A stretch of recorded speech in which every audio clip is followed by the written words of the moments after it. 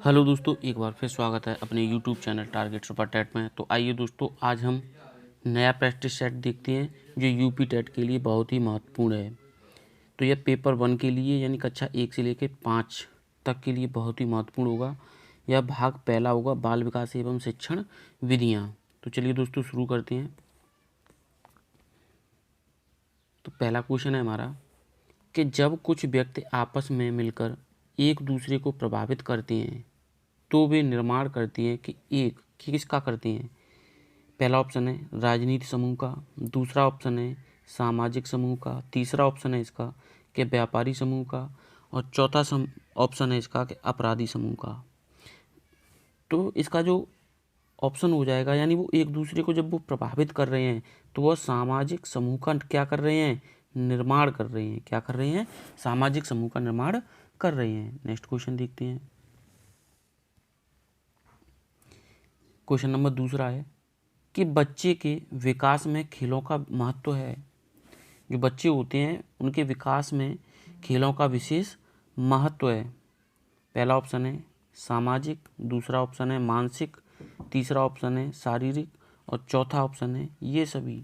तो बच्चों के विकास में जो विशेष महत्व होता है, सामाजिक का भी होता है, मानसिक का भी होता है, शारीरिक का भी होता है, ये सभी हो जाएगा।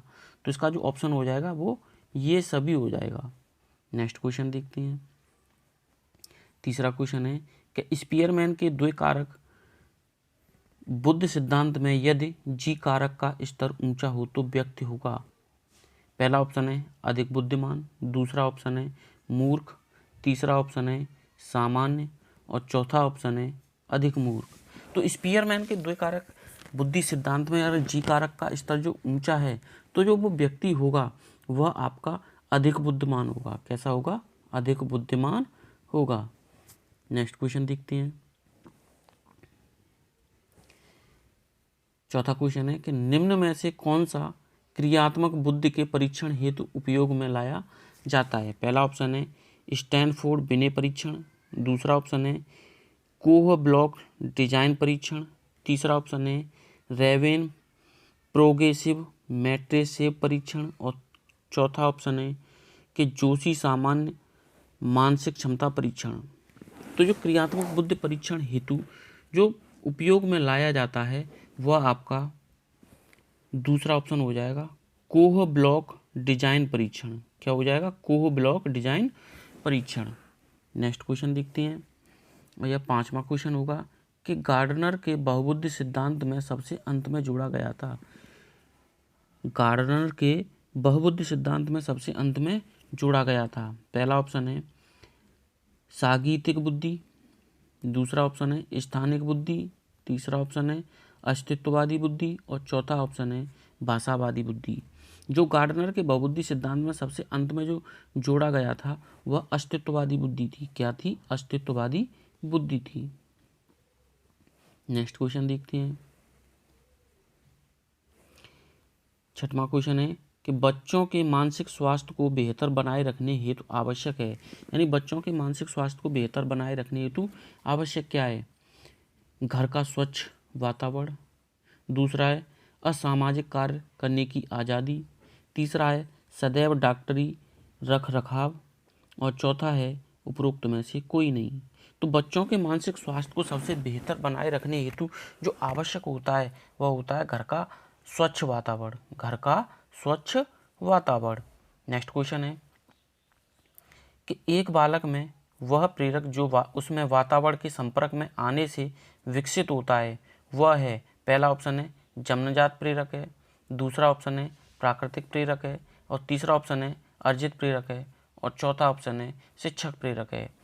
तो वह एक बालक जो वातावरण में संपर्क आने से जो विकसित होता है उसे हम क्या कहते हैं? तो उसे हम अर्जित प्रेरक कहते हैं। क्या कहते हैं? उसे हम अर्जित प्रेरक कहते हैं।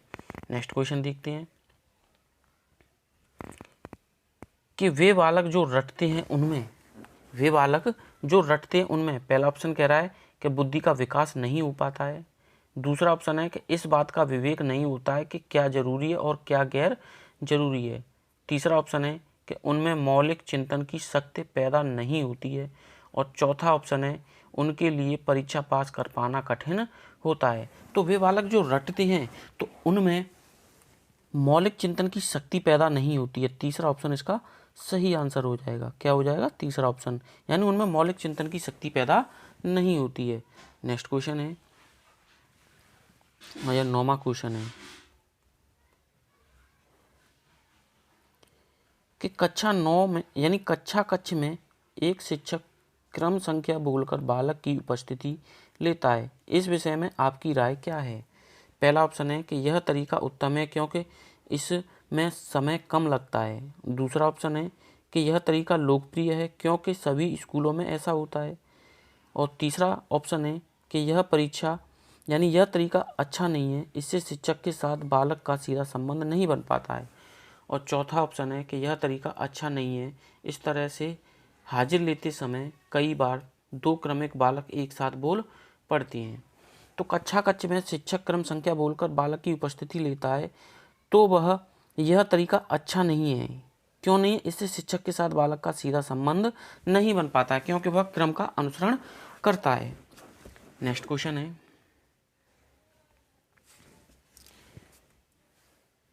कि एक सफल शिक्षक हेतु निम्न में से क्या सर्वाधिक महत्वपूर्ण कार्य है?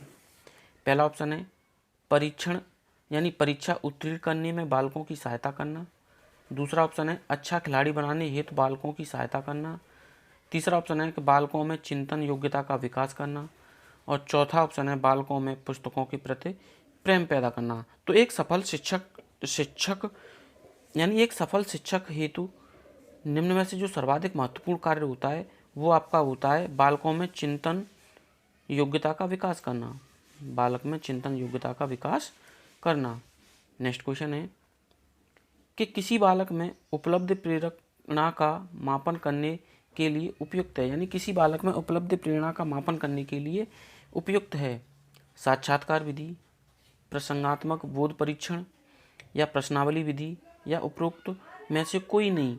तो किसी बालक में उपलब्ध प्रेरणा का जो मापन करने के लिए जो सबसे उपयुक्त होता है वो आपकी प्रसंगात्मक बोध परीक्षण होता है। क्या होता है? प्रसंगात्मक बोध परीक्षण होता है।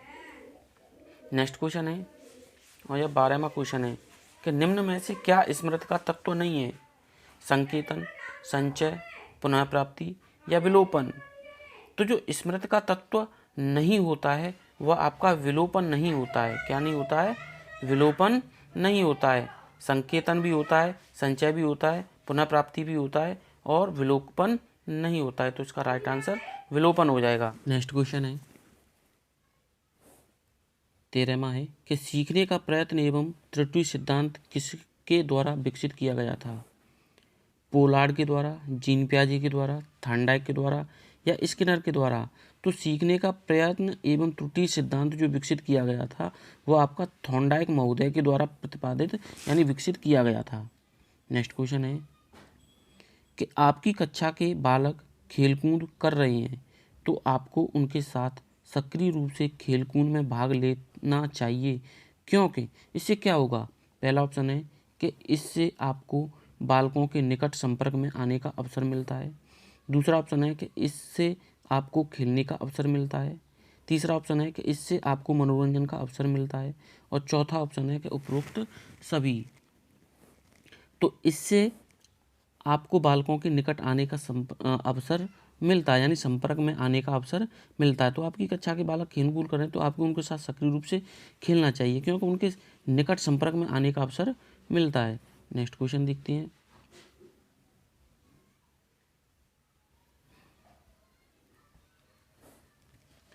कि माध्यमिक कक्षाओं में शिल्प कार्य बालकों में किस योग्यता के विकास के लिए आवश्यक है?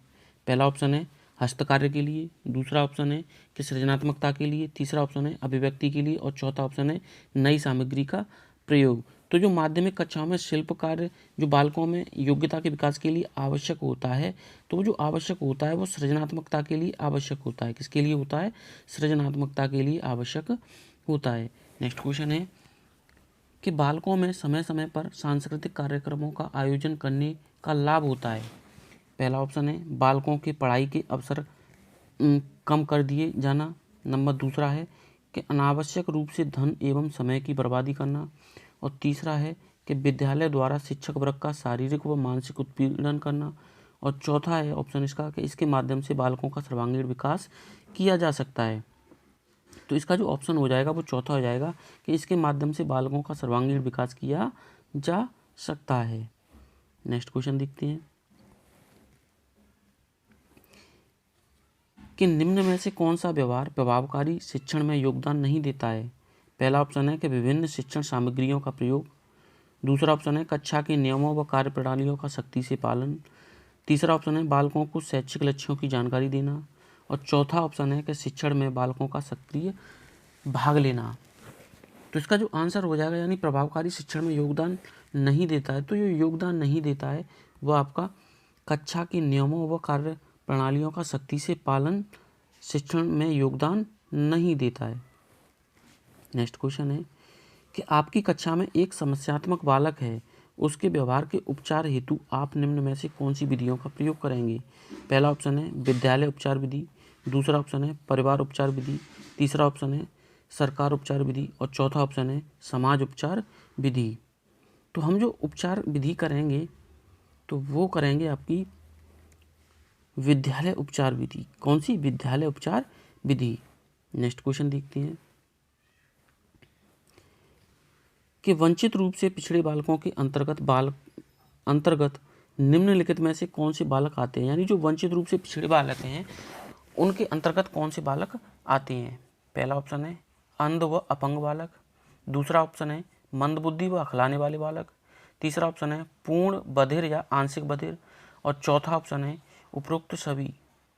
तो जो वंचित रूप से पिछड़े बालक के अंतर्गत जो बालक आते हैं वह आपके उपरोक्त सभी हो जाएगा। यानी पूर्ण बधिर या आंशिक बधिर बालक, मंदबुद्धि बालक और अपंग बालक भी आते हैं। नेक्स्ट क्वेश्चन है कि आपकी कक्षा के एक बालक में दृष्टि संबंधी दोष है, साथ ही वह पढ़ने में भी कमजोर है। वह आपसे निवेदन करता है कि उसे श्यामपट्ट पर स्पष्ट रूप से दिखाई नहीं दे पाता है, तो आप ऐसी स्थिति में क्या करेंगे। पहला ऑप्शन है उसे डांट देंगे कि पढ़ने में तो मन नहीं लगता और बोलते रहते हो। दूसरा ऑप्शन है उसे चश्मा प्रयोग करने की सलाह देंगे। तीसरा ऑप्शन है उसे अपनी इच्छानुसार बैठने देंगे जिससे वह श्यामपट्ट पर लिखा देख सके। और चौथा ऑप्शन है उसके लिए अलग कक्ष की व्यवस्था का सुझाव देंगे। तो आपका जो ऑप्शन होगा वो होगा कि उसे अपनी इच्छानुसार बैठने देंगे जिससे वह श्यामपट्ट पर लिखा स्पष्ट रूप से देख सके। इसका तीसरा ऑप्शन सही हो जाएगा। नेक्स्ट क्वेश्चन है और ये हमारा 21वां क्वेश्चन है। कौन सा क्वेश्चन है? 21वां कि अधिगम की दृष्टि से प्रेरणा का संबंध किस प्रकार की उत्तेजना से है।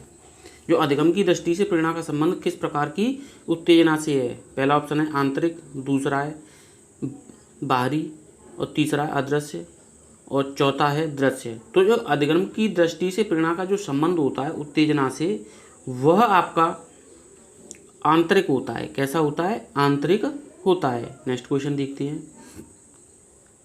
क्वेश्चन नंबर 22 है कि निम्न में से क्या प्रेरणा की उत्पत्ति का सर्वाधिक कारण है।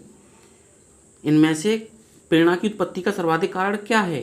पहला ऑप्शन है आत्मरक्षा की भावना। दूसरा ऑप्शन है अचेतन मन। तीसरा ऑप्शन है सुख व आनंद प्राप्त करने की भावना। और चौथा ऑप्शन है उपरोक्त सभी। तो जो प्रेरणा की उत्पत्ति का स्वाभाविक कारण होता है वह आपका स्वभाव यानी उपरोक्त सभी हो जाएगा। यानी आत्मरक्षा की भावना, अचेतन मन, सुख व आनंद प्राप्त करने की भावना। नेक्स्ट क्वेश्चन है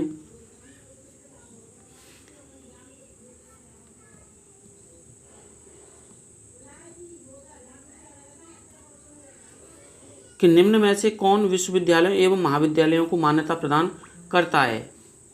पहला ऑप्शन है विश्वविद्यालय अनुदान आयोग। दूसरा ऑप्शन है राष्ट्रीय शिक्षा आयोग। तीसरा ऑप्शन है केंद्रीय माध्यमिक शिक्षा परिषद। और चौथा ऑप्शन है राष्ट्रीय शिक्षा आयोग। तो जो विश्वविद्यालय महाविद्यालयों को जो मान्यता प्रदान करता है वो विश्वविद्यालय अनुदान आयोग होता है। कौन सा होता है? विश्वविद्यालय अनुदान आयोग होता है। नेक्स्ट क्वेश्चन है कि किसी बालक में जो प्रेरक सामाजिक आदर्शों, स्थितियों, संबंधों आदि के कारण उत्पन्न होते हैं वे क्या कहलाते हैं। पहला ऑप्शन है आदर्श प्रेरक। दूसरा ऑप्शन है अर्जित प्रेरक। तीसरा ऑप्शन है सामाजिक प्रेरक। और चौथा ऑप्शन है जन्मजात प्रेरक। तो इसका जो ऑप्शन हो जाएगा वो आपका हो जाएगा अर्जित प्रेरक। क्या हो जाएगा? अर्जित प्रेरक, यानी किसी बालक में जो प्रेरक सामाजिक आदर्शों, स्थितियों, संबंधों आदि के कारण उत्पन्न होते हैं वो अर्जित प्रेरक कहलाते हैं। क्या कहलाते हैं? अर्जित प्रेरक कहलाते हैं। नेक्स्ट क्वेश्चन है कि किसी बालक के विकास में निम्न में से क्या कृत्रिम प्रेरक है? दंड, पुरस्कार, प्रशंसा या ये सभी?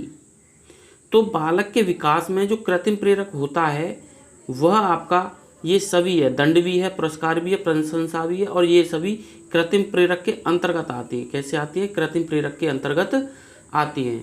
नेक्स्ट क्वेश्चन है कि अभिप्रेरणात्मक चक्र का प्रमुख अंग है, यानी जो अभिप्रेरणात्मक चक्र है उसका प्रमुख अंग है।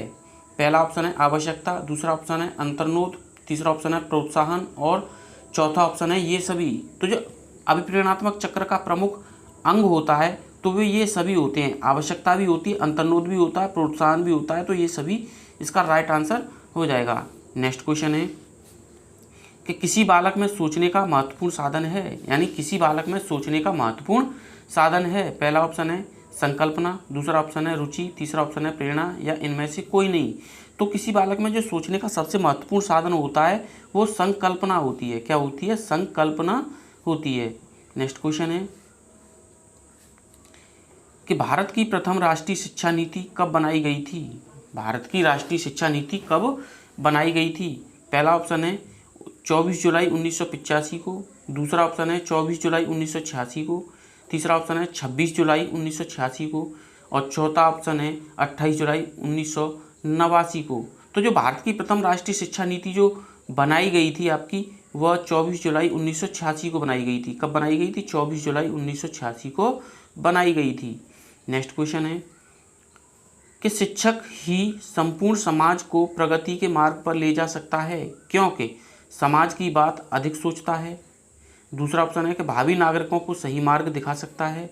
तीसरा ऑप्शन है समाज के प्रति समर्पित होता है और चौथा ऑप्शन है कि भी एक सामाजिक प्राणी है, यानी शिक्षक भी एक सामाजिक प्राणी है। तो शिक्षक प्रगति के मार्ग पर इसलिए ले जा सकता है क्योंकि भावी नागरिकों को सही मार्ग दिखा सकता है। ऑप्शन नंबर इसका दूसरा सही हो जाएगा। नेक्स्ट क्वेश्चन है और यह लास्ट क्वेश्चन है कि कक्षा शिक्षण के दौरान बालक की रुचि बनाए रखने हेतु तो आप निम्न में से क्या उपाय अपनाएंगे? पहला ऑप्शन है उनको लगातार कहते रहेंगे कि वे अपनी यानी आपकी बात ध्यान से सुने।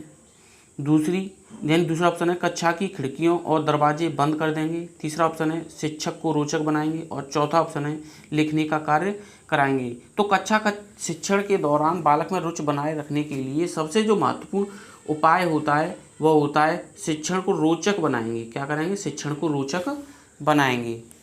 अगर दोस्तों यह वीडियो आपको अच्छी लगी हो तो लाइक कीजिए, सब्सक्राइब कीजिए और दोस्तों में शेयर कीजिए। मिलते हैं नेक्स्ट वीडियो में, तब तक के लिए नमस्कार।